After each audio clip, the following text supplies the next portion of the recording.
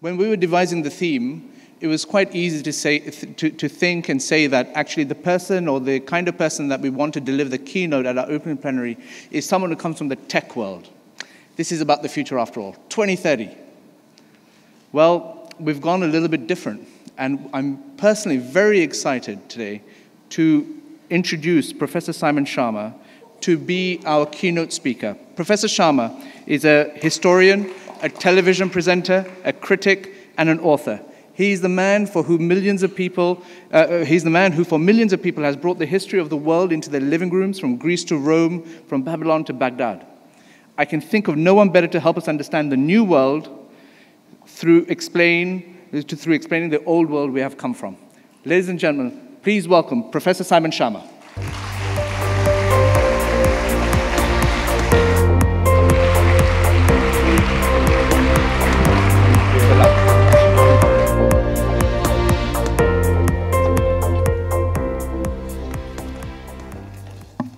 Good morning to all of you, and thank you, Mr. Varkey, and the great benefactors of the Varkey Foundation who make this essential moment possible. Good morning to excellencies, and above all to all of you there who belong to the noblest profession in the world. Forget bankers, educators, teachers.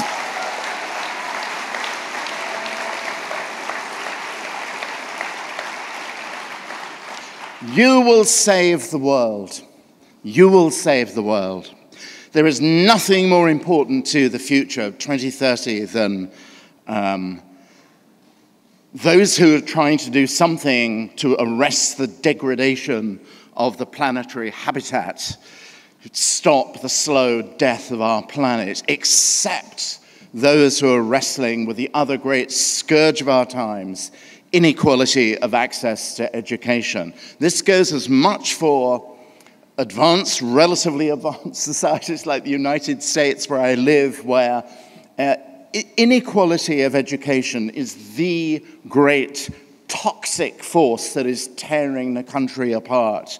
It was extraordinary to me, and I'm sure we will, whether we like it or not, hear his name now and again in the proceedings that follow over the next few days. Extraordinary to me, not just that Donald Trump, during his campaign, could say with that smirk on his face, boy, we love the poorly educated, but he could have a round of laughing applause which follow it.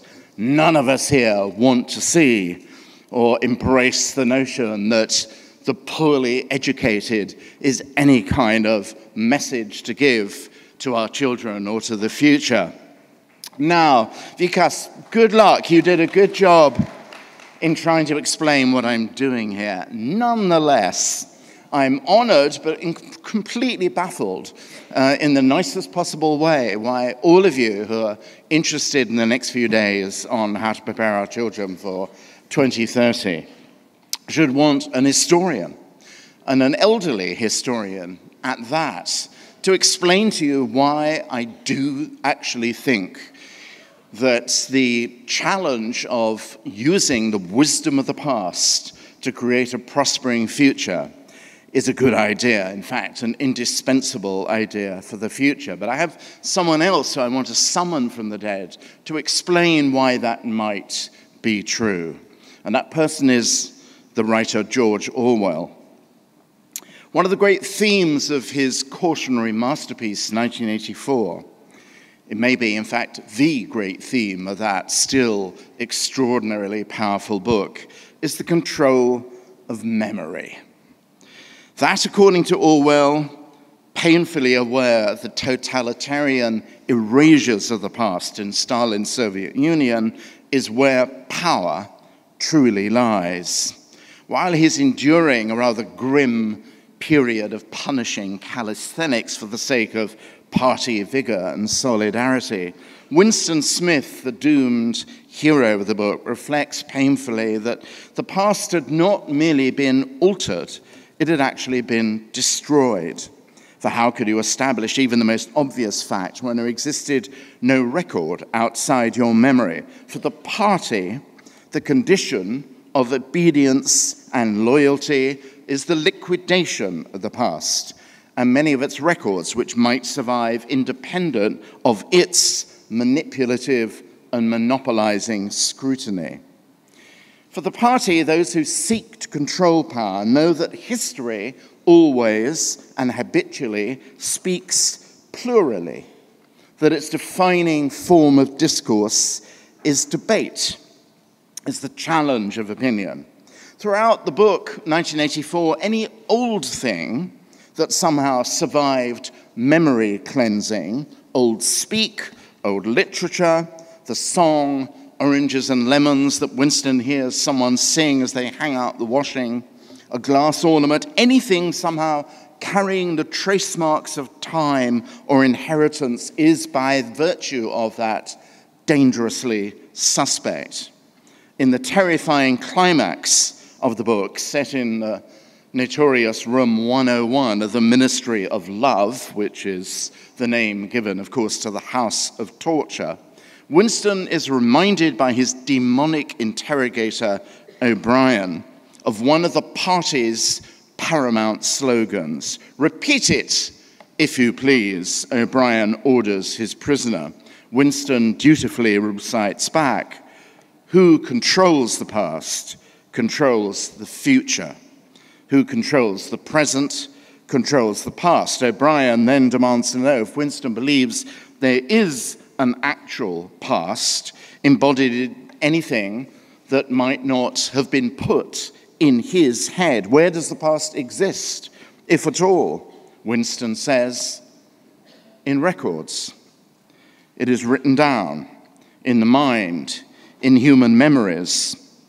Very well then, says O'Brien, the party controls records and we control all memories. Thus we control the past and the present, do we not? But how can you stop people remembering things, cries Winston again, momentarily forgetting the dial which is going to increase the voltage of his torture. It's involuntary, this remembering. It is outside oneself. How can you control memory? You have not controlled mine, he cries in a last moment of desperation before the dial is turned up and the pain enhanced.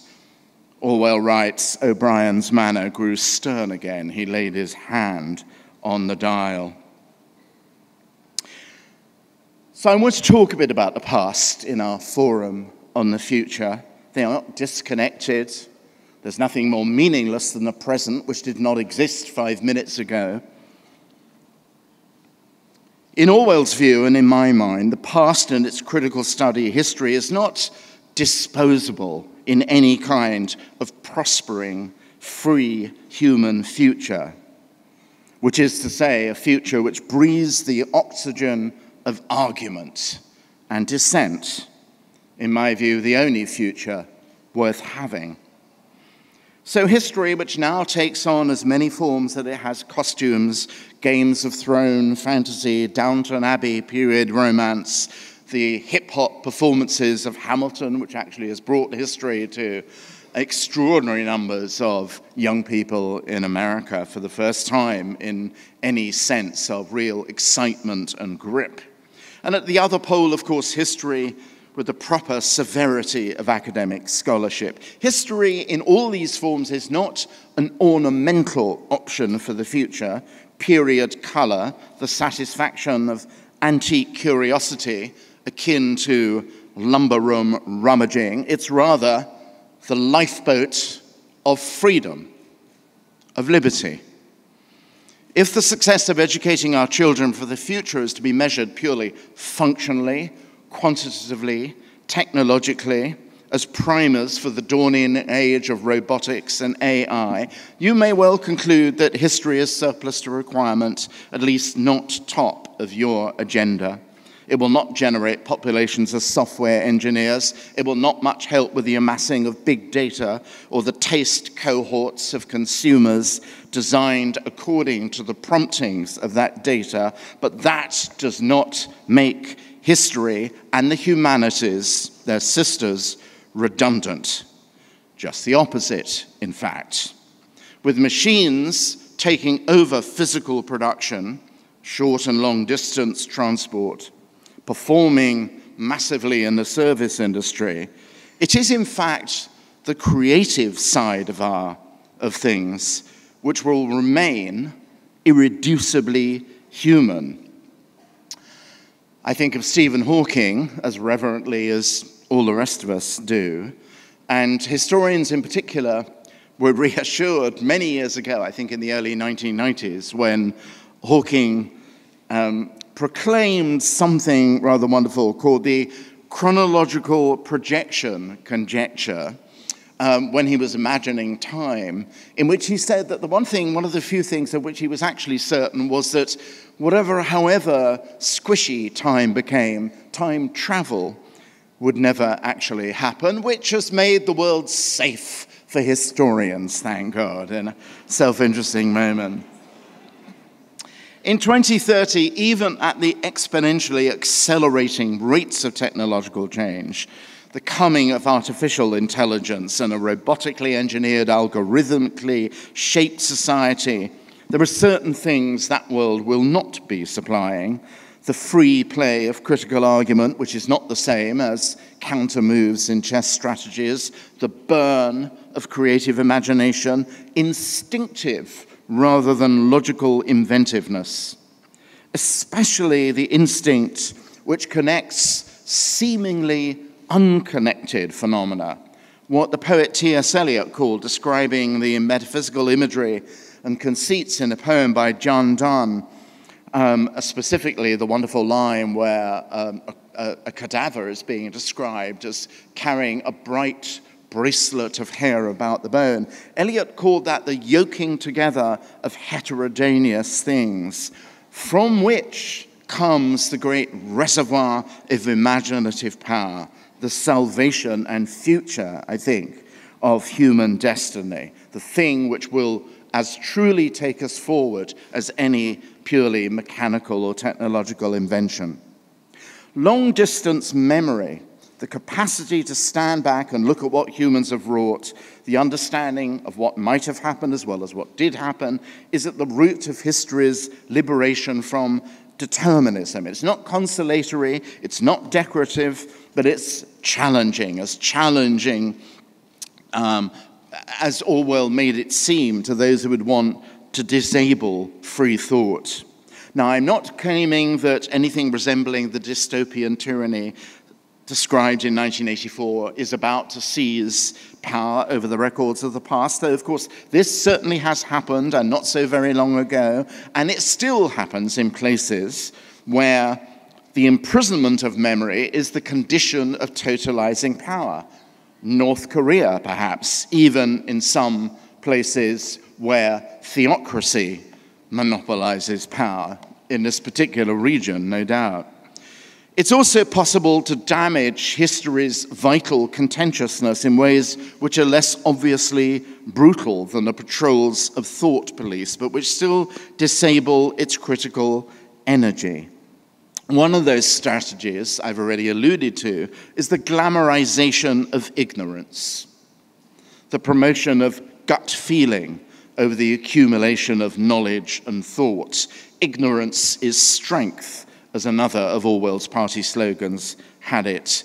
Or conversely, the assumption, and it's extraordinary how quickly this has spread. We're going to be talking a bit about this, I think, on the debate on populism.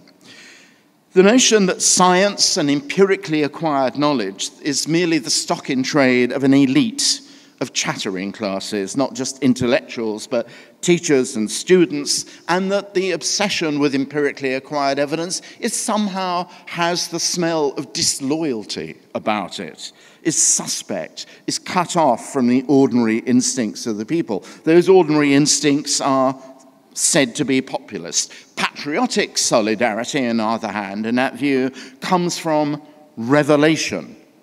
Revelation. Something unanswerable to reason, from the subordination of reason to crowd certainties expressed viscerally and physically. One example, again, very much on the minds of us all living in the United States. Constitutional liberties, the rights and obligations of citizenship, deeply pondered by the Founding Fathers, by Hamilton and Madison in the Federalist Papers, boils down, constitutional freedom now, boils down to the right to own a gun, to firearms. The text of the Second Amendment to the American Constitution begins with the important phrase, a well-regulated militia being necessary to the survival of an independent America. Then the right of citizens to bear arms shall not be abridged. On any historical scrutiny, any historian would tell you about what was in the minds of the people who provided the Second Amendment. It was, of course, resistance to professional, sometimes mercenary, standing armies. That was how the American Revolution had started. But this can be subordinated when you forget history, when you lose history, to a non- or anti-historical reading, and that turns the Second Amendment into something which endorses the protection of any individual's right to collect an immense personal arsenal. In that kind of face-off, statements of gut feeling, of faith, very often prevail over historical knowledge. And the body of citizens is the poorer for it. History is, above all, reflective. That's both its deep source of moral power, but sometimes, through its rhetorical modesty, its vulnerability to being shouted out by visceral histrionics, the howls and chants of punitive theater. Lock her up. Donald Trump's election campaign of 2016 was the first since the fall of fascism to understand and deploy this political potential of demonization, the glee of hatred, and its empowering adrenaline rush. Two things then happened: the debasement of political argument to roughhouse entertainment and the barely concealed invitation to argue physically, the landing of a sucker punch rather than a clinching of debate. And I don't see, actually, I wish I could feel differently, any reason why those tactics, so successful 2 years ago, won't be repeated in the next presidential election campaign. I deeply hope not. History is the enemy of the tribal yell, the command to value solidarity over skepticism. Let me remind you how it all began, at least in the Western European tradition. In the first instance, as in the opening lines of Herodotus's great histories, it was designed to perpetuate memory beyond the lives of direct witnesses, in that case, of the wars between the Greeks and the Persians. But that exercise in creating a narrative, a story that endured, in Herodotus's case, rested on a very expansive and eclectic use of sources, what he had heard as well as what he had read, and not just, as speaks to Julia Gillard's point, not just about his own culture. Though Herodotus' own culture was not narrowly Athenian. He came from the much more heterogeneous world of the Ionian Islands. That was the particular kind of Greek he spoke. What anyone who's read Herodotus is immediately struck by is the omnivorous curiosity of this approach, its outward-facing nature, its refusal to treat history as collective self-confirmation. Herodotus is eager to know the enemy, not just as caricature, but ethnographically, a curiosity that extended to other cultures beyond the Greek world, most memorably, of course, to Egypt as well as Persia. And this appetite for reports far and wide, reliable and unreliable, you're getting my message about how vital this story brought to us from more than 2 millennia ago is for your own headline of global education and skills. This appetite for reports seems to me at the heart of what defines history itself, taught by all good history teachers in a school classroom or a college. It's its default setting. The default setting of history is pluralism. Is pluralism, dear friends, making space to understand cultures that are not like us. A reach through space and time to someone else, the effort of empathy, and I use the word carefully in its proper sense of delivering to our children the ability to put themselves in someone else's shoes. History is something other than self-vindication, self-congratulation. History is the challenge to uniformity, to monocultural certainty. And then there, of course, is this another Greek, the second father figure, very much an Athenian, Thucydides, a protagonist in the history. He was a fired general of the Peloponnesian Wars that he's writing about, and I suppose as a result with an axe to grind. But alienated or not, what counts about Thucydides' masterpiece, again, is its rejection of triumphalism. Insofar as it's a book which explores the morality or amorality of democratic imperialism, its temper is cautionary and in the end profoundly tragic. The old canard about history only being written by the victors could not be less true in this rather crucial defining case. Its ethical power and its narrative spell exist precisely in the unflinching depiction of a catastrophic defeat born from overreach. The Athenian expedition to Sicily that was a hubristic comeuppance for that particular gesture of overreach, the fulfillment of warnings set out by the wise general old Nicias, yet overruled by the foolhardy adventurism of his rhetorical adversary, Alcibiades, the impulsively vain, headstrong flag waver for action at all costs, who mocks veteran wisdom, the wisdom of the past, as patriotic weakness and leads Athens into calamity. The whole honor of history at this founding moment is its resistance to vaingloriousness, its commitment to honesty, its aversion to cultural sedative, its supreme value on the recollection of truth. History is not meant to lull you to sleep. It's meant to give you insomnia. When you practice history, you abandon cheerleading. You assume the honorable vocation of gadflies to the complacent and the powerful. You become a necessary inconvenience, necessary for the preservation of freedom. All of which is not to condescend to the blandishments of the past. If entertainment without thought is spineless, thought without entertainment is heartless. And the greatest historians, including those two Greeks I've been talking about, knew all about narrative grip, the importance of storytelling, its kinship to drama, its performative theatrical self-consciousness. And that's what all of the great history teachers here know this. First comes the story, but then must come the question. Without all those qualities, history retreats into a scholastic compound and becomes simply the monopoly of the academy. But half a century ago, my old mentor, my professor, who himself in his own career reconciled popular with scholarly writing, always used to say, remember you belong to an ancient craft which began with Herodotus shouting in the Agora.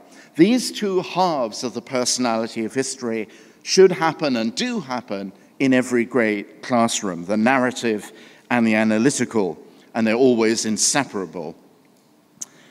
However simply described, those tasks, both of telling the story and posing the question, so that questions about our lives now, where we came from, where we are going to, arise out of the communication of those stories. And of course, the technology we've all been celebrating and will be celebrating, what does it do better than almost anything else is to generate the beautiful grip of stories. They are so urgent. They have been perennially urgent, but never more so, I think, than now, when the whole standing of truth-based history is in question, when Holocaust denial has become almost culturally epidemic, not least on the web, which, much as we fondly imagine would be a transparent form of truth, turns out to be a perfect breeding ground for myths, lies, and conspiracies, all of which can be reinforced by communities of the credulous. Whether we like it or not,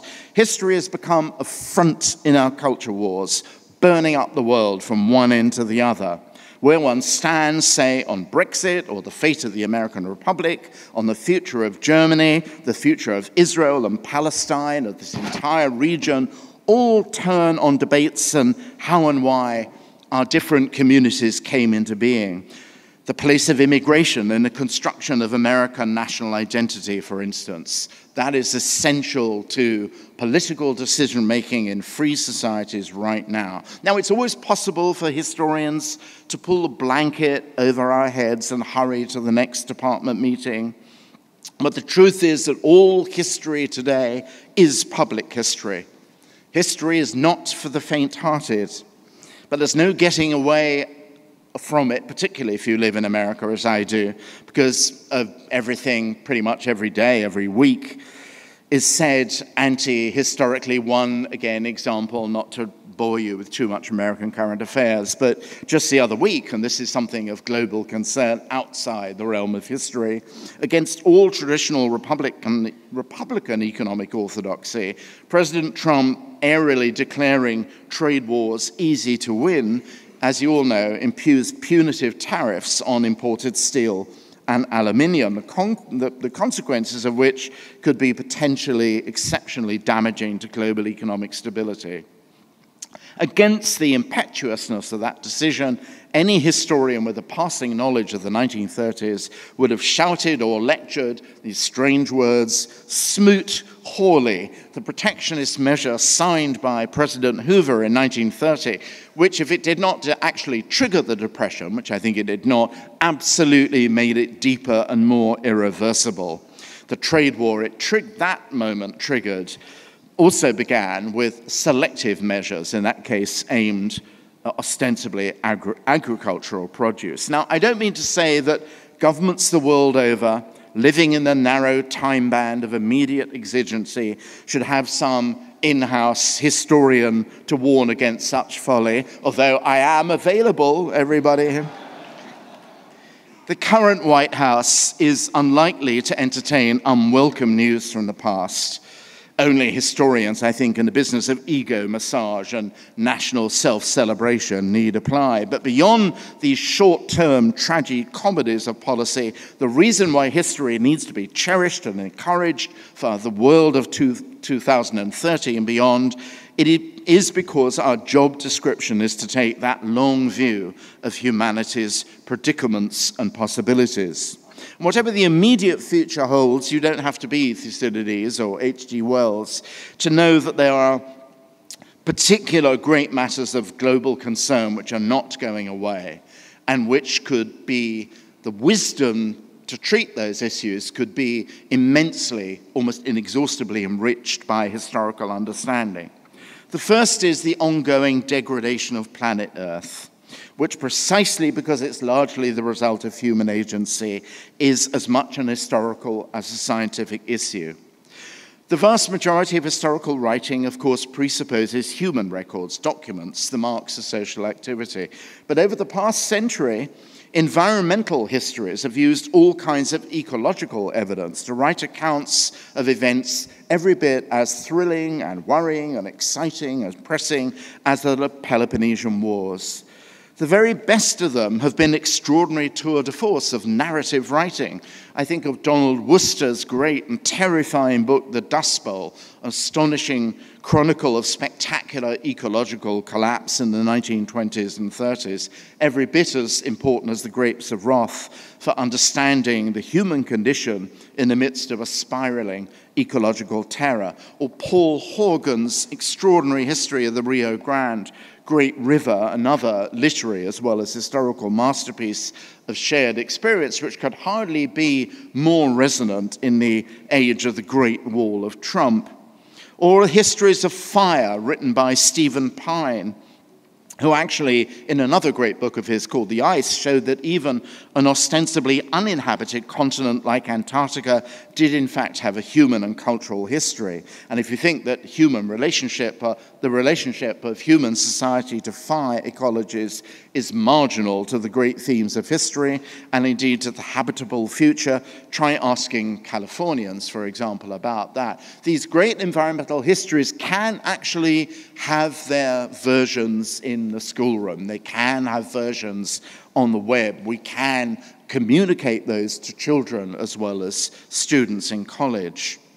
Environmental history shapes the history of other great crises of our age and the immediate future: the gulf between rich and poor, the seedbeds of violence, the great tidal waves of displacement and migration, which for all the impedimenta of walls, borders, fences, even geographical barriers, are going to wash over the developed world.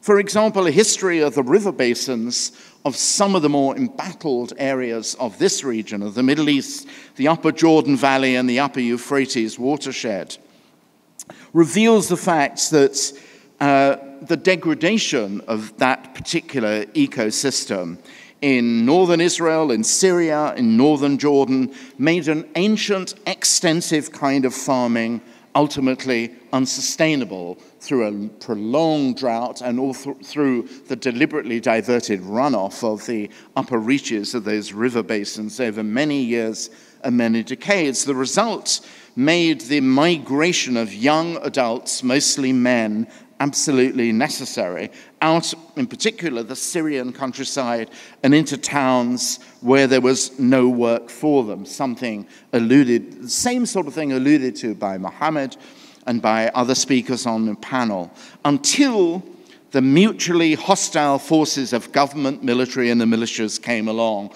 The gun came along rather than the pen and the book. Ecology, economy, demography, migration, and violence, the horror we're still living with 7 years on in Syria, are all part of an interconnected chain. And what's needed here, as in many other places around the world, is exactly the kind of historical narrative that tells this story and asks those hard questions. History as action, as well as history as reflection. Oddly enough, this was actually the kind of history I grew up with as a young student in the 1960s, the kind known from the journal in which it was published as Annales, Économie, Société, Civilisation. Its father figure, though not its founder, was the great Fernand Braudel, whose work on the Mediterranean basin in the 16th century was our generation's methodological Bible. It began simply with geographical vision, the great expanse of the sea itself, and then, as if airborne, moved slowly, but with a great kind of geophysical lyric style, onto the promontories, archipelagos, and peninsulas, and then to ships slowly making their way windborne to ports and harbors, including ships making their way to harbors like this ancient one. We think of Dubai as having, as a friend of mine said, no history before 1966. Nothing could be less true, of course, the hub of an ancient trading route between Horn of Africa, the Persian Gulf, and India. It was all mesmerizingly beautiful, this kind of history, and it is perfect for television. It's perfect for audio-visual educational communication. It was thick with thought, as well as a kind of scientific poesy. It made our generation of historians geographers too. It gave us a sense that to be an historian was to be somehow a global historian. And I think this exhilarated insight, however, came with a sovereign dogma, at least under Braudel's guidance, that these great vistas and their slow shifts were the true history, and events and beliefs and utterances of humans which had dominated history beforehand were, in his extraordinary phrase, just the foam atop the great rolling waves. And this, at some point, seemed to me, and again my generation, just untrue. That was the problem. You couldn't actually describe, for example, the Russian Revolution or the French Revolution unless you listen to what Brodel dismissed as the foam on top of the waves: utterances, rhetoric, ideology, philosophy. The history of the world, the history we want our children to understand, both before and after 2030, must be Olympian in that grand anal globalist styles and engage with these deep environmental issues, the parameters within which human history unfolds. But it does need to integrate into its storytelling what happens to those deep matters when they become the stuff of spoken, enacted politics. Put another way, the story of what happens here in 2030 when the oil runs a little dry will be inescapably, indivisibly, at the same time, ecological, cultural, and political. And how to tell that story ahead, how to teach it, how to deliver it. The reports of the death of the physical book, I'm very happy to say as a writer, have been exaggerated. I don't think effective history in the visionary way I've tried to delineate it, something connects the ancient Greeks with our school, with our graduates of 230, can just afford to stay within printed pages.